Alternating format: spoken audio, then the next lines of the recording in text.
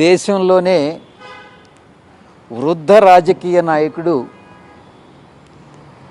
చంద్రబాబు నాయుడు గారి పుణ్యమానని నన్ను లిక్కర్ కేసులో అల్టీరియర్ మోటివ్తో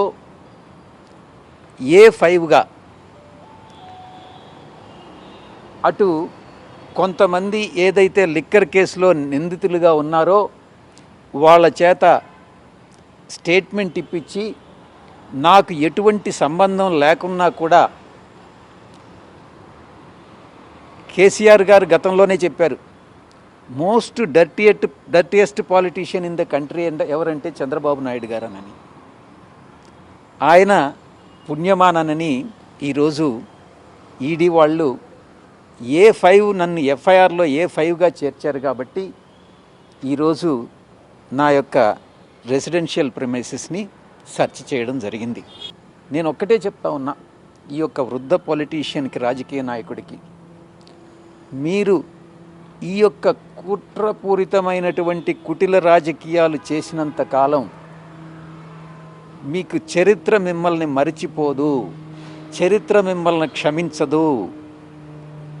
ఈ యొక్క ఆంధ్రప్రదేశ్ రాష్ట్రం ఈరోజు నాశనం అయిపోయింది అని అంటే అది దానికి చంద్రబాబు నాయుడు ఒక కారకుడు అన్నటువంటి విషయాన్ని నేను తెలియజేసుకుంటా ఉన్నా. సంధ్యా శ్రీధర్రావు అని మీరు వినే ఉంటారు. ఒక 100 కేసులు ఉన్నాయండి, క్రిమినల్ కేసులు అతని మీద ఉన్నాయి.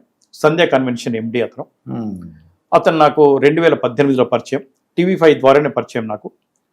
నేను అతని గురించి చెప్పాల్సిన టైంలో మీకే చెప్తాను. ఫస్ట్ నేను అది ప్రెస్ క్లబ్ లో కూడా ఒకసారి చూశాను. కొన్ని విషయం నేను అది ఇంకా ముందు ఇప్పుడు అవన్నీ కూడా కోర్టులో ఉన్నాయి కాబట్టి నేను కొన్ని చెప్పకూడదు మీకు. నాకు 2018లో పరిచయం. బహుశా నా జీవితంలో అతనికి చేసిన సహాయం ఎవరికి చేయలేదండి. ముఖ్యమంత్రుల దగ్గరికి వెళ్ళి మంత్రుల దగ్గరికి వెళ్ళి వారికి అసలు ఎన్ని పనులు చేసి పెట్టానో, ఎంత సహాయం చేశానో ఆయన దగ్గర పనిచేసే సృజన్ అడగని చెప్తారు.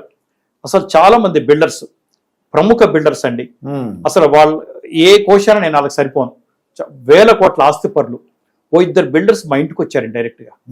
2 బిల్డర్స్ మా ఇంటికి వచ్చి, సంవత్సరం నువ్వు చేస్తున్న తప్పు, సంధ్యా శ్రీధర్రావు అనే అతను ఒక ప్లాట్ 4గురికి అమ్ముతాడు, మోసపూరితమైన చర్యలకు పాల్పడతాడు, ఒక 96 ఇన్కమ్ ట్యాక్స్ కేసులు ఉన్నాయి, 32 క్రిమినల్ కేసులు ఉన్నాయి అని చెప్పి చాలా చాలా ఇబ్బందులు పెడుతుంటాడు, అతనికి సహాయం చెయ్యొద్దు అని చెప్పి నాకు చెప్పారండి. అంటే ముఖ్యమంత్రుల దగ్గర నుంచి, మంత్రుల దగ్గర నుంచి, ఎమ్మెల్యేలు కూడా నాకు అడ్వైజ్ చేశారు. ఈ మధ్య ఎప్పుడు చూసినా అతనితో తిరుగుతున్నావు, నువ్వు కనపడుతున్నావు, దయచేసి వద్దని చెప్పారండి.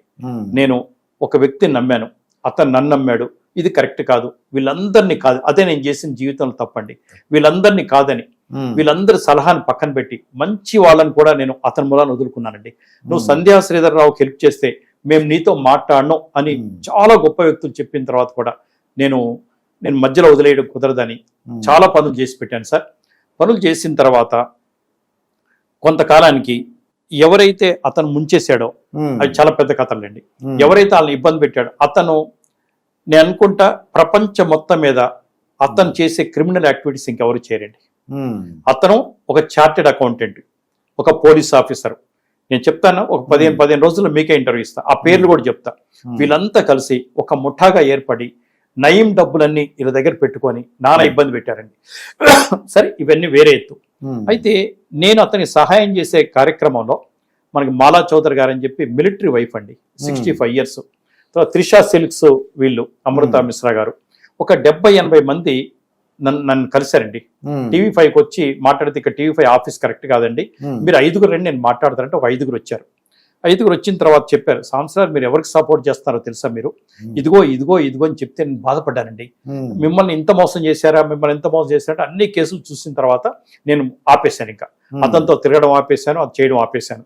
అతను నా మీద కక్ష కట్టి కొన్ని విషయాలు, అతను రాజు న్యూస్ కొన్నాళ్ళు లీజు నడిపాడు, విజయసాయి రెడ్డి గారు పేమెంట్ చేసేవాడు, రాజు న్యూస్ శాలరీస్ మొత్తం. ఎందుకంటే విజయసాయి రెడ్డి గారు టీవీలో చెప్పారు నా గురించి, రాజు న్యూస్ అని వాళ్ళు చెప్పారు.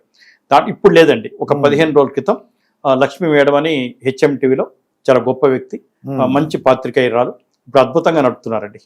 అయితే ఈ ఇష్టం వచ్చినట్టు నా గురించి చేయటం అనమాట, నాకు సంబంధం లేని విషయాలు వేయటం అనమాట.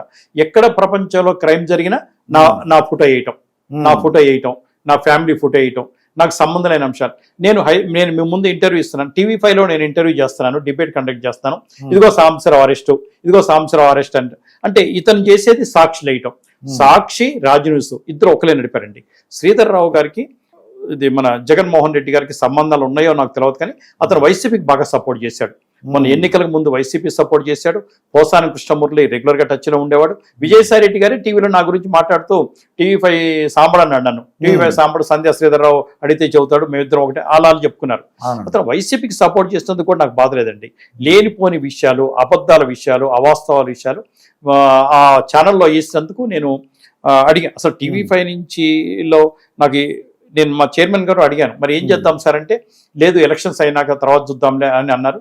అయితే నాకు ఈ విషయంలో నాకు దేవేందర్ రెడ్డి గారని, నేను ఇంతవరకు చూడలేదు సార్ ఆయన్ని, జైపాల్ రెడ్డి గారని ఇద్దరు ఉన్నారు.